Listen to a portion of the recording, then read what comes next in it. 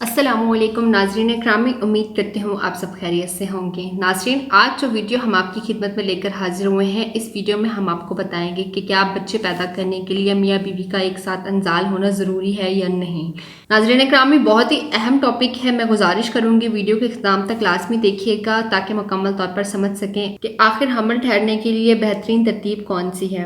ناظرین اکرامی، یہ ضروری نہیں کہ حمل ٹھہرنے کے لیے میاں بیوی کا ایک ساتھ ہی انزال ہو، بلکہ دونوں کا وقفے کے ساتھ انزال ہونے سے بھی حمل ٹھہر جاتا ہے۔ ناظرین اکرامی، اگر پہلے بیوی انزال تک پہنچ جاتی ہے اور تھوڑی دیر بعد شوہر بھی انزال کو پہنچ جاتا ہے اور پھر بھرپور لذت کے ساتھ دونوں ہی ہوتے ہیں تو بھی حمل ٹھہرنے کے زیادہ امکانات ہوتے ہیں۔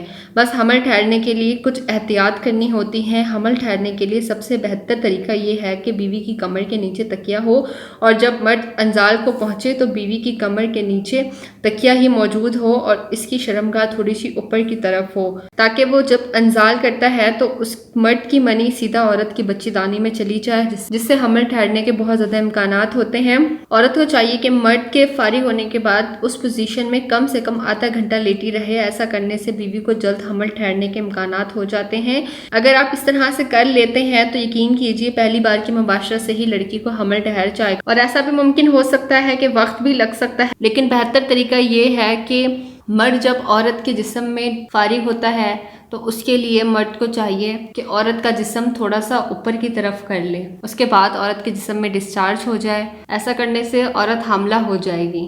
امید کرتی ہوں ویڈیو آپ کو بہت زیادہ پسند آئی ہوگی، آپ کے لیے انفارمیٹیو بھی رہی ہوگی۔ کوئی بات جو پوچھنا چاہتے ہیں آپ پوچھ سکتے ہیں۔ جن حضرات نے ابھی تک ہمارے چینل کو بھی سبسکرائب نہیں کیا ہے ان سے میں گزارش کرنا چاہوں گی ہمارے چینل کو بھی ضرور سبسکرائب کر لیں اور بیل آئیکن پہ بھی کلک کر دیں تاکہ آپ کو آنے والی ویڈیوز کا نوٹیفیکیشن ملتا رہے۔ خیال رکھیے گا اپنا، آپ سے ملاقات ہوتی ہے پھر نیکسٹ ویڈیو میں۔ اللہ حافظ۔